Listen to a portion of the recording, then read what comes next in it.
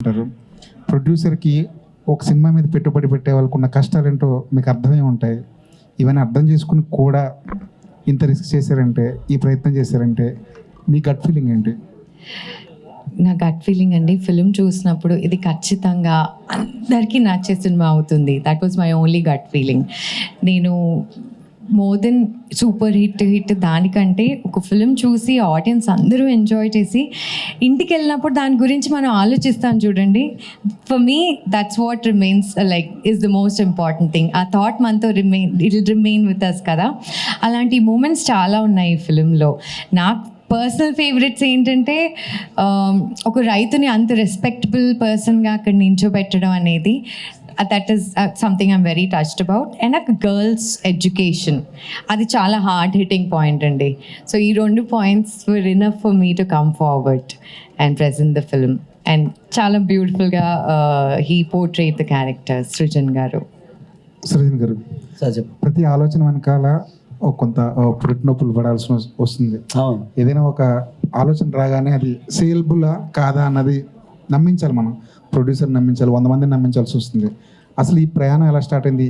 ఆ జర్నీలో ఎక్కడైనా ఎందుకులే ఇది ఒక కమర్షియల్గా సినిమా చేస్తే సరిపోద్దేమో అని అనిపించింది ఎప్పుడైనా? జర్నీలో అనిపించలేదండి. ఫస్ట్ బేసిక్గా కమర్షియల్ పాయింటా కాదా అన్నది కాదు. బేసిక్గా లవ్ స్టోరీ కనుక ఆబ్వియస్లీ కమర్షియల్ పాయింటే. ఎక్కడైనా ప్రేమ కథ చాలా ఇంట్రెస్టింగ్గా ఉంటుంది. సో నాకు ఆ భయం ఏం లేదు. రెండు ఊర్లో జరిగే, మన ఊర్లో ఉండే క్యారెక్టర్స్ చాలా ఇంట్రెస్టింగ్గా ఉంటాయి టౌన్స్ కన్నా. నాకు తెలిసి ఇప్పుడు ఊర్లు పల్లెటూర్లు మారిపోయాయి. నాకు ఒక ఇంతకుముందు చెప్పాను, నాకు ఒక దృశ్యం నన్ను బాగా కదిలించింది. ఏంటంటే కరోనా టైంలో ఒక అమ్మాయి శ్రీకాకుళంలో పల్లెటూరులోంచి మెయిన్ రోడ్డుకి బ్యాగ్ వేసుకుంటూ నడుచుకుంటా జాబ్కి వెళ్ళిపోతుండేది. నేను మార్నింగ్ వాక్ చేస్తూ ఉన్నాను. అమ్మాయి పాస్ అయ్యి వెళ్తే ఓ చెట్టు కింద కుర్రోళ్ళందరూ పొలం చేసి సరదాగా పొలం గురించి మాట్లాడుతున్నారు. కుర్రోళ్ళు చెట్టు కింద కూర్చున్నారు, అమ్మాయి బ్యాగ్ వేసుకెళ్తుంది. Times changed, village times are changed. ఆ ఊర్లో ఉండి తిరిగి దెన్ సో నాకు సబ్జెక్ట్ మీద ఏం లేదు. నేను తీసుకున్న కాల్ ఏంటంటే ఈ సినిమా తీసే విధానంలోనే ఇది 1.5 year పడుతుంది. ఎందుకంటే సీజన్స్ అని నేను కవర్ చేయాలని. అది వేరే వాళ్ళకి ఇస్తే అది అర్థం చేసుకునేది ఉండదు అని ఇంకా నేనే చేసుకున్నాను. సార్ డైరెక్టర్ గారు, సార్ నమస్తే. మిమ్మల్ని చూస్తే నాకు ఫస్ట్ టైం చూడడం కాదు, లోగో టైటిల్ రెండు కూడా అంటే ట్రైలర్ చూశాను కాబట్టి ఏంటి దానికి దీని కనెక్షన్ ఏంటి? అసలు టైటిల్కి ఏంటి, ఆ లోగోకి ఏంటి? టైటిల్ లోగోకే సార్. ఆ టైటిల్ లోగోకి అసలు టైటిల్ కూడా ఏంటి, అది దేనికి కనెక్షన్ ఏంటి అసలు? అంటే టైటిల్ పెట్టడానికి సార్ కారణం ఏంటంటే బేసిక్గా చెప్పాను కదా, అమ్మాయి క్యారెక్టర్ బాగా ఇన్స్పిరేషన్ సార్. నార్మల్ అమ్మాయిలకి అమ్మాయి మాట అంటే భయం కానీ ఒక ఇండివిజువాలిటీ ఉన్న ఇది మాట అంటే పల్లెటూరులో అలా ఉంటారు యాక్చువల్గా. సో నాకు ఎందుకు ఆ అమ్మాయి దుర్గాదేవిలో ఉండే ఇది, సో నేను ఆ పేరు ఎత్తుక్కున్నా. కన్యాకుమారి అనే పేరు, దుర్గాదేవి ఇంకో పేరు అనమాట. ఆ పేరు ఎత్తుక్కున్నా. రెండోది పంట పొలాల్లో బటర్ఫ్లైస్ ఎక్కువ ఉంటాయి. తిరుపతి పంట పొలం అనుకుంటే ఆ పైన తిరిగే బటర్ఫ్లై కన్యాకుమారి అని అలా చాలా పెద్ద అర్థం పెట్టుకున్నారు అన్నమాట. హీరో గారు, మీరు ఎట్లా ఇది ప్రాజెక్ట్లోకి వచ్చారు? అసలు ఏంటి మీ బ్యాక్ డ్రాప్ ఏంటి? నేను యాక్చువల్లీ ఇంజనీరింగ్ చేశాను సార్. చాలామంది లాగా ఇంజనీరింగ్ వచ్చిన తర్వాత ఏం చేయాలి అని ఆలోచించడం అది. అయితే థియేటర్ చేస్తూ అలాగా ఇంజనీరింగ్ అయిపోయేసరికి నాకు ఒక క్లారిటీ వచ్చింది. నేనైతే దిస్ ఇస్ మై కాలింగ్, నేను యాక్టర్ అవ్వాలని చెప్పి అప్పుడు నేను బెంగళూరు వెళ్ళి థియేటర్ చేశాను. ఐఐటి కదా, ఐఐటి డిస్కంటిన్యూ కాదు, పూర్తి చేశాను. బట్ పూర్తి చేసేలోపు అర్థమైపోయింది మనకి నేను యాక్టింగే చేయాలని చెప్పి ఆ థియేటర్ చేసేవాడిని. తర్వాత బాంబేలో ఒక వెబ్ సిరీస్ చేశాను సార్. అండ్ దాని తర్వాత పూణే ఫిల్మ్ ఇన్స్టిట్యూట్లో నేను ట్రైనింగ్ తీసుకున్నాను. పాస్ అవుట్ అయ్యి నేను బయటకు వస్తున్న టైంలో నా జూనియర్ ఒకడు ఇలాగా కన్యాకుమారి సినిమాకి చూస్తున్నారు హీరో, యాక్టర్ అని చెప్పాడు నాకు. ఇలాగ తెలుగు వచ్చిన వాడిని అంటే పంపించమని చెప్పాను. అలాగా అప్పుడు ఏడీ నాకు కాంటాక్ట్ చేస్తే నేను ఆడిషన్ పంపించి అప్పుడు సార్ నన్ను ఆఫీస్కి రమ్మన్నారు. అప్పుడు అలా ఆడిషన్ చేసి సెలెక్ట్ చేశాను. అక్కడ ఊళ్ళో వాళ్ళతో మాట్లాడి అక్కడ తిరిగి సెలెక్ట్ చేసిన తర్వాత వీళ్ళు ఇక్కడ ఒక 20 days వర్క్షాప్స్ చేశాను సార్. దాని తర్వాత మళ్ళీ శ్రీకాకుళం తీసుకెళ్ళిపోయి అక్కడ ఇల్లు అన్నీ తీసుకొని అక్కడ పెట్టి మళ్ళీ ఊర్లో తిప్పుతూ చేశాను. డైరెక్టర్ పర్లేదు సార్. డైరెక్టర్ గారు, ఇది మీ సెకండ్ సినిమా కదండి? అవును సార్. ఫస్ట్ సినిమాకి వేరే పేరుతో క్రెడిట్ పడింది మీకు, దామోదర్ అని. అవును. ఇప్పుడు ఈ సినిమాకి సృజన్ అని పడింది. ఆ. ఏంటి దానికి మార్చుకోవడానికి కారణం ఏంటి? ఈ సృజన్ యాక్చువల్ నా ఒరిజినల్ నేమ్ సార్. దామోదర్ అనేది నేను పెట్టుకున్నాను, బట్ నన్ను ఎవరు దామోదర్ అని పిలవట్లేదు, సృజన్ అనే పిలుస్తున్నారు. అసలు చిన్న వెరీ ఫ్యూ పీపుల్ అనమాట. తర్వాత అందరూ తిట్టారు కూడా, సృజన్ అనే మంచి పేరు ఉంటుండగా నువ్వు మళ్ళీ పేరు ఎందుకు మార్చినావు అని. ఇంకా కన్ఫ్యూజన్ అవుతుంది. అసలు నాకు కృష్ణుడు అంటే ఇష్టం, అలా పెట్టుకుందాం అనుకున్నా. సో మళ్ళీ నార్మల్ నాకు తెలిసి మార్చుకోవడానికి ఇంకో మెయిన్ రీజన్ ఉంది. ఇక్కడ నుంచి నేను తీసే కొన్ని ఫిల్మ్స్కి మళ్ళీ నేను కొన్ని కృష్ణుడి పేరు తీద్దాం అనుకున్నాను. మళ్ళీ కృష్ణుడి పేరు పెట్టుకొని కృష్ణుడి పేరు తీసుకోవడం ఎందుకని సృజన్ యాజ్ ఎ నేమ్తో రాద్దాం. పోలేండి, పేరు ఒరిజినల్ పేరు ఇంకా కలిసి వస్తుంది అనుకోరు. అంతే సార్, అంతే. All the best. Thank you. Director గారు, అంటే ఈ సినిమా జర్నీ అనేది చాలా డిఫికల్టీస్తో ఉందని మీ 2 ప్రెస్ మీట్లలోనూ తెలిసింది. అండ్ ఇన్ని డిఫికల్టీస్ మధ్యలో కూడా ఒక ఆర్గానిక్గా కథ చెప్పాలంటే మెంటల్గా చాలా స్ట్రాంగ్ ఉండాలి. ఎందుకంటే మీరే ప్రొడ్యూసర్ కాబట్టి మీకు చాలా అప్ అండ్ డౌన్స్ ఉంటాయి. ఈ త్రూఅవుట్ జర్నీలో మిమ్మల్ని రీఛార్జ్ చేసిన పాయింట్ ఏంటండి? అంటే ఎప్పుడు ఏదో ఒక రీఛార్జ్ పాయింట్ ఉండాలి కదా, మళ్ళీ వర్క్ వెళ్ళాలి అంటే డౌన్స్ వస్తూ ఉంటాయి. ఇక్కడ వరకు అంటే ఆగస్టు 27న కన్యాకుమారిని మా వరకు తీసుకురావడానికి ఒక స్ట్రగుల్ ఉంటుంది కదా, దాన్ని ఎలా చూస్తారు? రీఛార్జ్ చేసింది అయితే మాత్రం సినిమా సీన్సే. సినిమా ఎప్పుడు చూసుకున్నా, ఎంత షూట్ చేసి అంత చూసుకున్నా ఆ ధైర్యం వచ్చేది. ఇప్పుడు ఇంతకుముందు కూడా ఎప్పుడు లో ఉన్న సినిమా ఎంతవరకు అయినా చూస్తే లేదు మంచి సినిమానే చేయాలి, ఇంకా చేయాలని వచ్చేది అనమాట. యాక్చువల్ సినిమా సీన్స్ వల్ల నాకు అది వచ్చింది. గీత్ గారు, సెకండ్ సినిమాతోనే టైటిల్ రోల్ చేయటం అనేది ఒక రేర్ ఆపర్చునిటీ, అంటే ఒక చాలా రెస్పాన్సిబిలిటీ ఉంటుంది.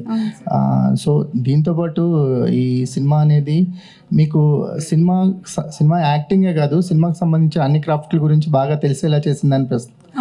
సో ఏంటి, ఎలాంటి వైబ్లో ఉన్నారు? 27న మీరు ప్రాణం పోసిన కన్యాకుమారి క్యారెక్టర్ మా ముందుకు రాబోతుంది కదా, వాట్ ఈజ్ యువర్ టేక్? అని చాలా హ్యాపీగా ఉన్నాను, నర్వస్నెస్ కూడా ఉంది.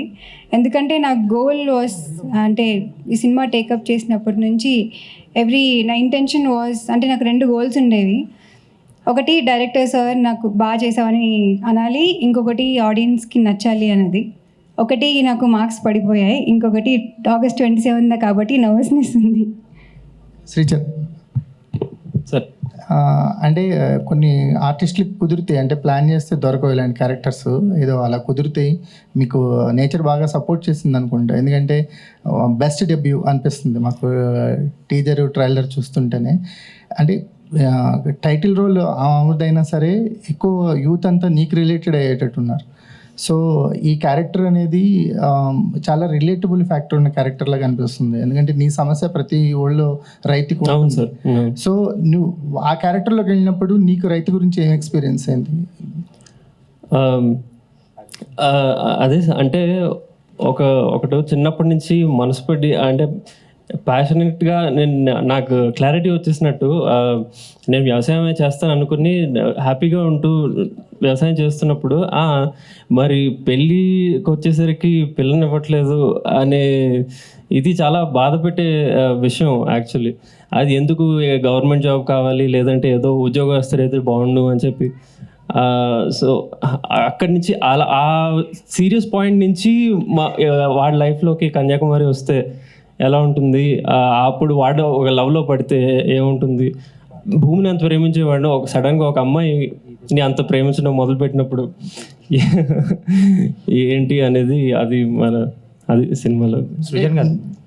సృజన్ గారు, ఈ సినిమా స్టార్ట్ చేసి ఆల్మోస్ట్ 3 years అయినట్టుంది కదండి. మీరు ఇందాక అన్నారు 1.5 year ఇది మేకింగ్కి టైం పడుతుంది. సో అంటే ఇంత ప్రాసెస్ ఎందుకు ఇంత డిలే అయింది? అంటే లైక్ పోస్ట్ ప్రొడక్షన్ నుంచి రిలీజ్ వరకు డిలే అయిందా, లేదంటే మేకింగ్లోనే? చాలా మేకింగ్లో డిలే అయింది. నేను ఇప్పుడు స్టార్ట్ చేసిన 2022 అండ్ డిసెంబర్కి అలాగా చిన్నగా స్టార్ట్ చేశాను. అప్పుడు ఆ పంట పొలాలు జనవరి ఎల్లోగా ఉంటాయి పండగ ముందు, అవి పోతాయని చెప్పి అక్కడ స్టార్ట్ చేసాం. ఆ తర్వాత ఏంటంటే మళ్ళీ ఆ నెక్స్ట్ ఇయర్ అక్టోబరు, అంటే పంట పొలాలని నేను సంవత్సరం త్రూ అవుట్ పచ్చగా ఉంటాయి, కోసేస్తాము, బ్రౌన్గా ఉంటాయి, ఇవన్నీ క్యాప్చర్ చేయడానికి చాలా రోజులు చేసా. దాని తర్వాత పోస్ట్ ప్రొడక్షన్కి మ్యూజిక్కే ఒక 6 months చేశాను అలా. అండ్ మీకు ఈ ప్రాజెక్ట్ సంబంధించి మీకు మోస్ట్ డిఫికల్ట్ పార్ట్ ఏంటండి? ఈ యాక్టర్స్ని తీసుకోవడమా, లేదంటే మేకింగ్లో మీరు పేపర్ మీద రాసుకుంది స్క్రీన్ మీద తీసుకో? యాక్చువల్గా చెప్పాలంటే సార్, యాక్టర్స్ నార్మల్గానే వచ్చినాయి. అంటే ఆడిషన్స్ చేసాము, we found.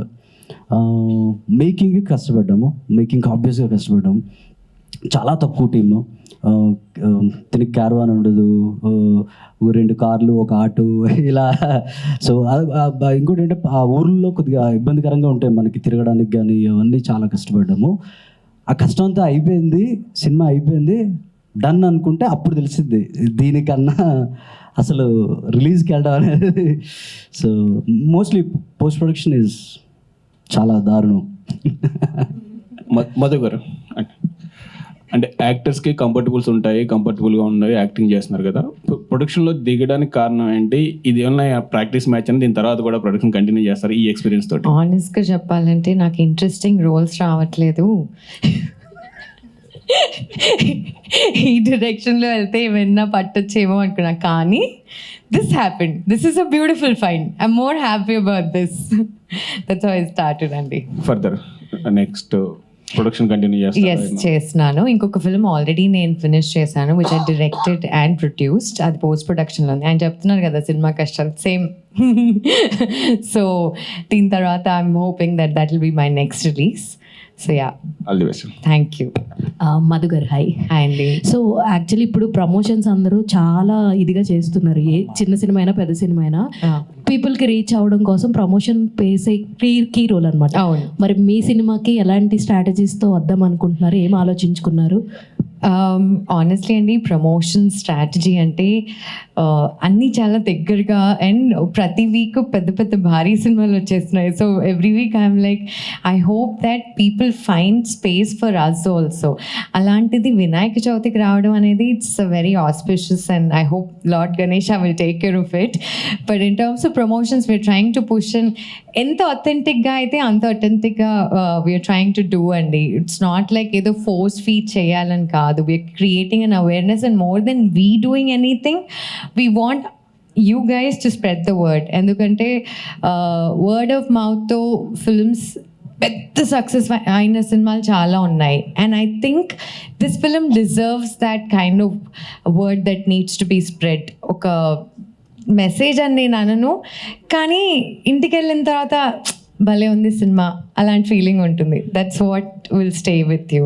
So I want you guys to help me promote it. All the very best. Thank you.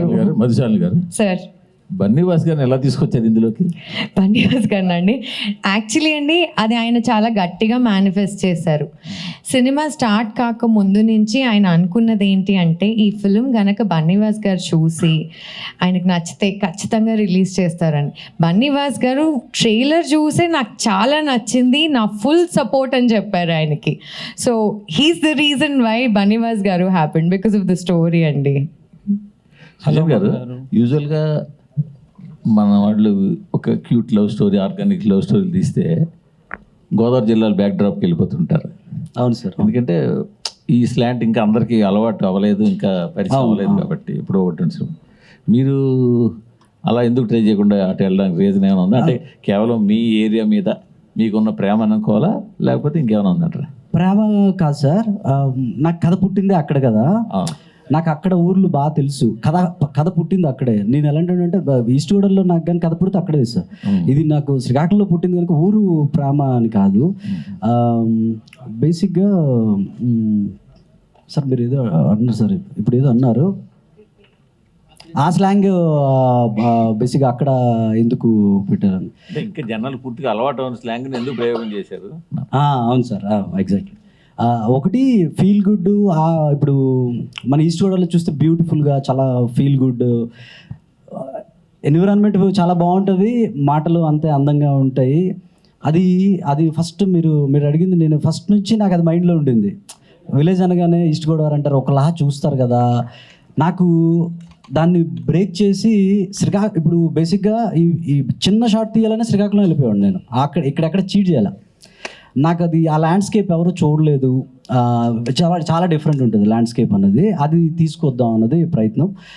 యాస కూడా నిజంగా కొద్దిగా డిఫరెంట్ ఉంటుంది కానీ అందరికీ కొద్దిగా అర్థమయ్యేటట్టు ఉండాలి అనే నా ఫీలింగ్.